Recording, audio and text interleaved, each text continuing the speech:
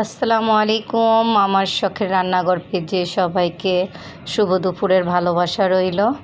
আজকে ভাবলাম কি আর রান্না করব, তাই ভাবছি মুরগির মাংস শর্টকাটে রান্না করা যেতে পারে।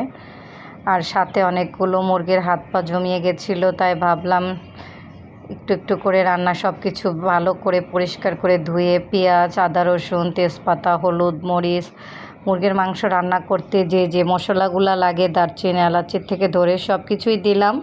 দিয়ে ভালো করে কষিয়ে এখন আমি দিয়ে দেব সবগুলা মুরগির হাত পা মাংস একসাথে করে কষা কষা করলে কিন্তু এটা আপনার রুটি ভাত যেটা দিয়ে খান না কেন, পরোটা সব কিছুতেই খেতে ভালো লাগে।